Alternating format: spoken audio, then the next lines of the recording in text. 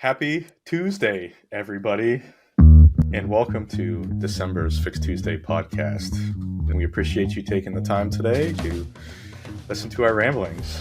I'm Tom Boyer, Director of Security at Automox, and joining me today is Ryan. Ryan, you want to introduce yourself? Yeah, I'm Ryan Braunstein, Security Engineer at Automox. And we also have Jason Kikta. You want to say hi, Jason? Hi, I'm Jason Kikta. I'm the Chief Information Security Officer at Automox and also the Senior VP of Product. Woohoo! A CISO and a VP of Product. What a dangerous combination, isn't that? They asked me if I wanted to do more, and I was too dumb to say no. Well, cool. So we made it December, last Patch Tuesday of the year, and nobody's ruined Christmas yet. So that is exciting. That is exciting.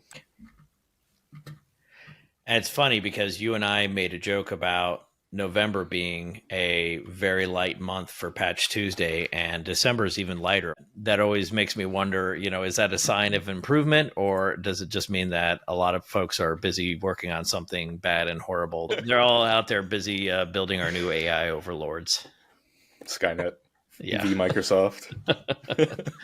Yeah. Skynet that doesn't know how many fingers a person has in a picture. Honestly, this Patch Tuesday is, the lightest I could remember in, honestly, a very long time, right? I always feel like there's some CVE, that keeps me up at night. And, not necessarily the case this month, but, I think the first one that really popped into our mind, right, is CVE 2023-35618, which is this edge elevation of privilege vulnerability. And, it's rated critical. And essentially, according to the notes, it could lead to a browser sandbox escape.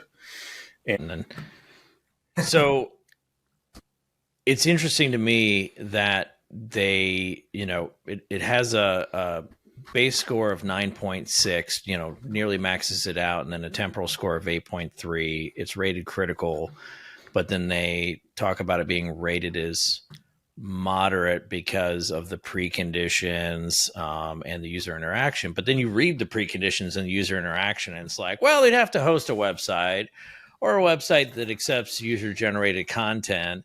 And, then the user would have to be tricked into going there and would have to click it. And like, you're literally describing phishing. Like, this is, 20, 30 years of phishing. Like, what are we doing here? Like, if that's our, standard for complex, I would hate to see simple. So, and then it's worsened because it implies a sandbox breakout, and then it talks about that they could gain the privileges needed to perform code execution, and like, okay, so like this is RCE through a phishing link. So it's, to me, that's pretty critical. I feel like this one's being downplayed a bit unless they're just withholding some really weird twist that they didn't even want to hint at. It's hard to see how this isn't just pure phishing fodder. So Ryan, I'm curious for your thoughts, though. Do you think I have that right, or do you think that the danger is minimized because of that interaction requirement, or that there's perhaps other controlling mitigations, like if you're not running Edge as your default browser, but instead have something like Chrome or Firefox, if that'll reduce it? I think because Windows is so reliant on Edge, like all like the integrated apps within it, you're going to end up interacting with it regardless. And a lot of times without the browser plugins like uBlock Origin and things of that nature that might necessarily protect you using Firefox or Chrome. And so I think it would definitely be upgraded because of that. Yeah. I mean, that's the danger of integrated browser components, is that, you're still using it whether you know it or not, and you're using it sometimes without the benefits of some of your security oriented plugins. Yeah. And I feel like these types of vulnerabilities are, I don't know, trending upwards right? Like, you think about November and really through 2023, and I feel like this is out of even on Mac, right? All the CVEs, or at least all the critical ones that I've seen that I remember this year, are like browser based, sandbox escape, you know, memory vulnerabilities. And The trend is shifting though, because if you think about it, you know, the web browser in many ways is the modern OS because we have so many HTML based applications, and there's been a big push within the browser manufacturing industry to develop better controls around sandboxing and memory protections, and reducing the predictability of cookie naming. But that only goes so far, and I think that it's also tied to the prevalence of SaaS applications for modern businesses and large organizations. When you're using SaaS, that cookie can be your password, and that cookie, that like that's your entry point. So, while this talks about it could, allow them to perform code execution, getting outside the sandbox gets you closer to those cookies, and like the user may not even be the true target here, but that user's access to some cloud portal or SaaS application might actually be the intended target. And so, like, there's a lot of attack scenarios where this is going to be a very useful exploit, because it gets you into that sweet spot of, I can steal the cookies, I can take over the user machine, I can watch what they're doing within the browser. Like, all of those are extremely useful to attackers across a range of scenarios. right, I think we're headed towards more of like a Chromebook based model in the enterprise, where there's not really a desktop, it's all done in the browser. And where are you going to go now, right? Yeah, and I think we're still a ways off from the true Chromebook experience for the majority of users. But in the meantime, we have a lot of these compromised bridge apps where if you look at how Microsoft Office functions today, a lot of that back end stuff is thrown off to the cloud. Like, it's heavy desktop app on the front, and an extension of their SaaS platform on the back end. And then you have others where it's even more transparent, where you look at things like Slack, right? Electron apps are huge. The thing that always scares me about Electron is a lot of that sandboxing doesn't exist, or is curtailed significantly. And so that impetus to exploit in this realm just goes up and up and up. Yeah, agreed. All right, shifting focus. So, we kind of touched on it briefly, desktop apps, and, we talked about moving off of that. But there's an interesting one in the Outlook client, right? CVE 2023-35628, which is in RCE and MS HTML. And, reading the patch notes, basically what this reads to me is a no user interaction, no notification, possibly RCE in Outlook in the preview pane. So, right, an attacker creates a malicious link or malicious email, sends it to the user, and obviously they'll probably delete it before the user sees it. But it very, very much reminds me of the NSO group type, zero click attack. But this time it seems very focused on Outlook and not iOS and similar.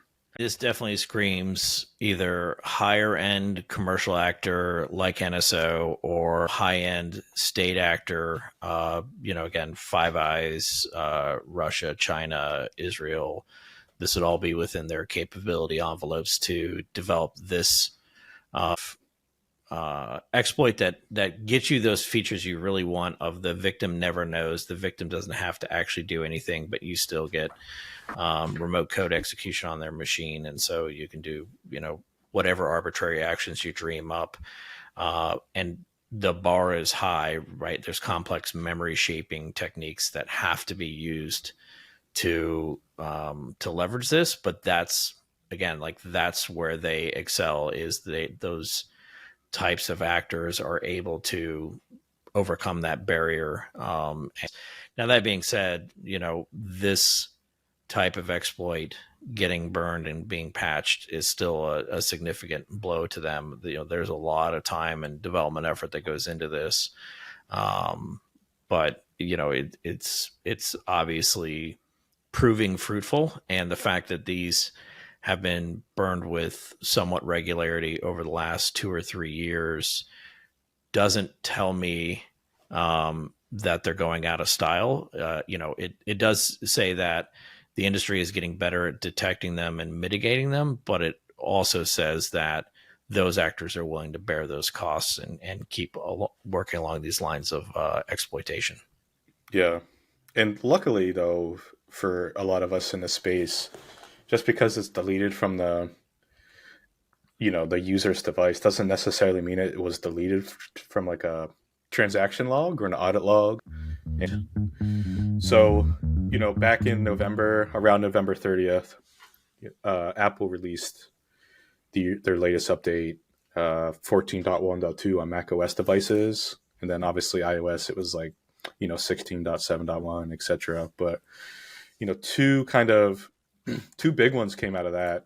And, the one that I wanted to kind of talk through is CVE 2023 42917, which reads very similar to the one in Edge we talked about earlier, but it's an processing web content may lead to arbitrary code execution.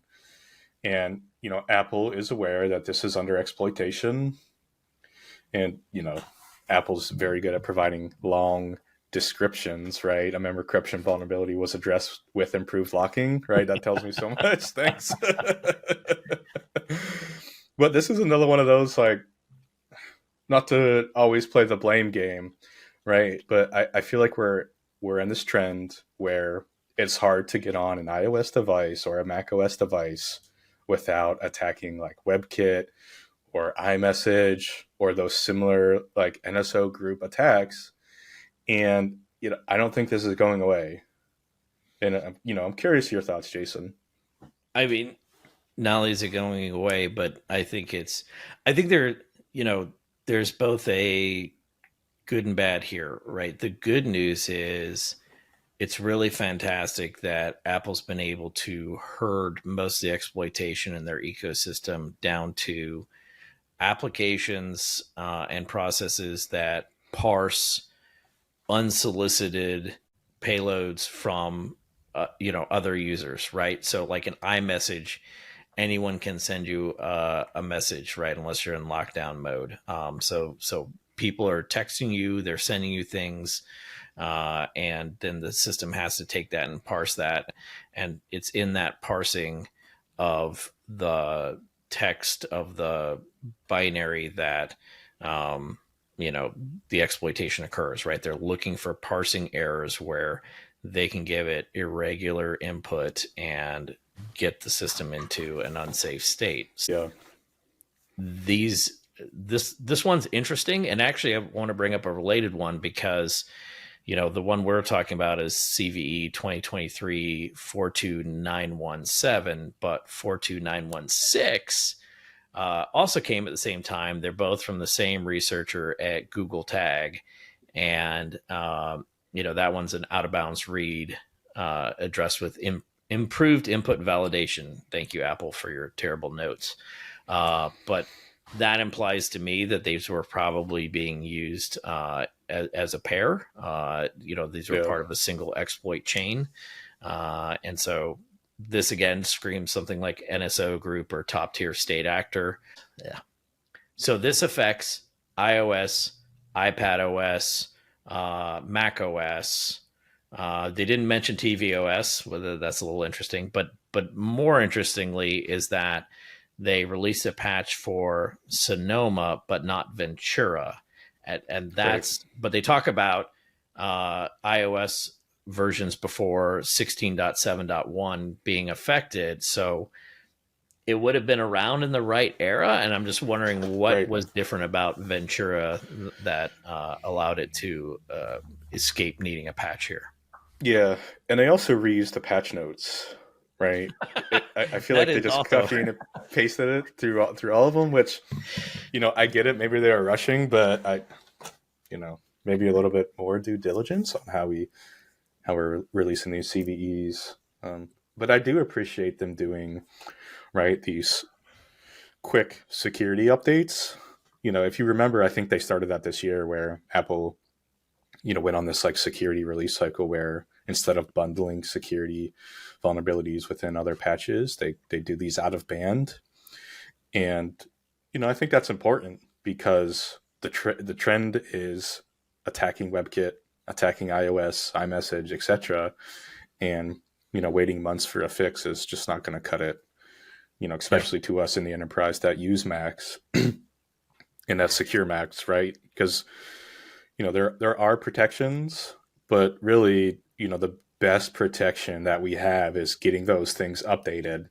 And macOS updates have always been difficult without an MDM, right? It requires user interaction. They need to click the link. They need to click update, and that hasn't necessarily been solved for by many vendors yet. Yeah, and I've been around long enough that I recall when there was a big push in the industry to do more consolidation of patching, because patching meant touch labor, either physically or virtually, and it was so onerous to do it and to cycle through it that the more you could apply at once, the better. But that's not really the state of the art anymore. You have auto update for individuals. I know I'm biased here, but you have patch management for enterprise.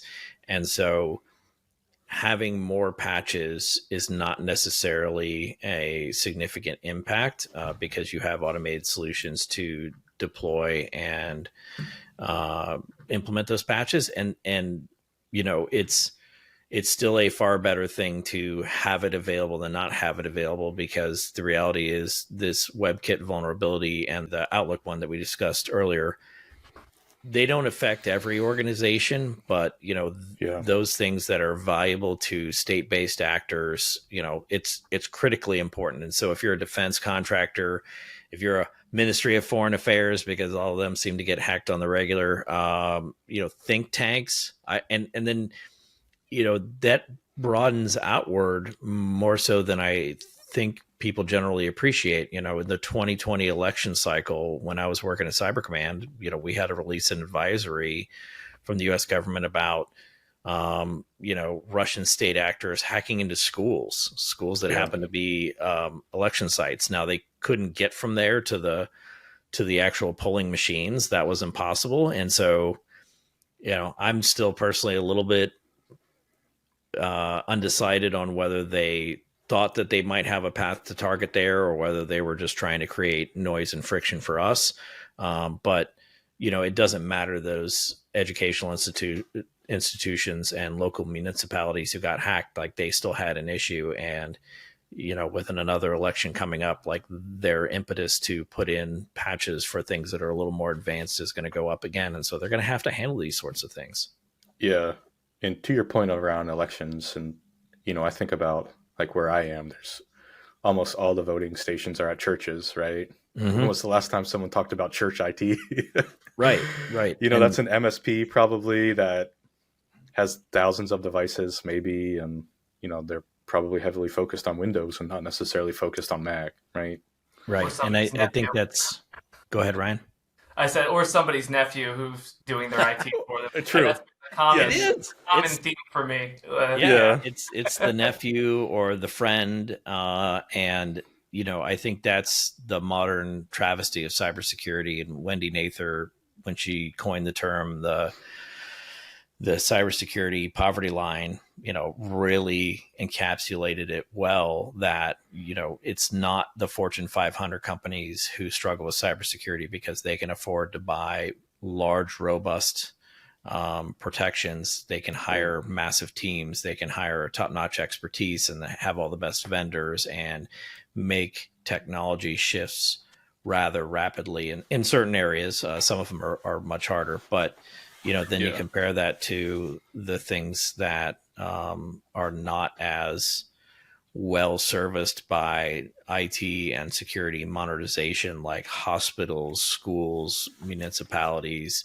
small and even a lot of medium businesses, like they're really struggling, and they struggle both with their day-to-day scourge of ransomware and business email compromise type fraud, but then they also struggle with, they might inadvertently find themselves in the middle of some cyberspace conflict between states because they happen to host a polling site or be of some political interest for a moment. And so now they have to worry about that too. And it's just, they're not well equipped to do it. And so being able to have these patches available and get them implemented quickly just becomes really, really critical to them, because they can't do it on their own. Yeah. And so in closing here, right, I think a constant theme remains true throughout all these CVEs, throughout Patch Tuesday, and a lot of the inbound and out of band cycles that we go through around our endpoints is just got to keep them updated, and that's kind of the reality of it. Any closing thoughts, Ryan? I would say also on top of that, educate your users. Just our first vulnerability that we talked about is essentially a phishing vulnerability that can be escalated into remote code execution. So keeping users up to date on some of these tactics could really make your life easier in the future, especially in this cloud-based world that we are now living in. So, yeah. Any closing thoughts, Jason? Yeah, I'll agree with what Ryan said and expound on it slightly. That my mantra has always been that culture is the number one security measure, hands down. And so I think whether you have a culture of patching regularly and often, or whether it's a culture of user education and vigilance, or a culture of developing strong detection methodologies, hopefully it's all of the above. At the end of the day, these threats develop and come onto the scene rather rapidly, and being able to rely on that security culture that you've set to carry you through is the most critical thing that you can do. Agreed. If you can get your grandma to keep her Mac updated, and I'm pretty sure you could get everyone else. So much of security is actually just very good IT hygiene, and I think that's a deeply unappreciated fact. Yeah. And to plug a little bit, speaking of hygiene, Jason and I will be talking today in a webinar around PowerShell signing. So if you are curious as to what PowerShell signing actually is, join the webinar, and we're going to kind of go into a little deep dive and talk about threats and kind of risk to the organization. But with that, thanks for tuning in, and I look forward to our January episode where we talk about all the horrible things that happened in the latter half of December. Can't wait. Thanks, everyone. Thank you. Happy holidays.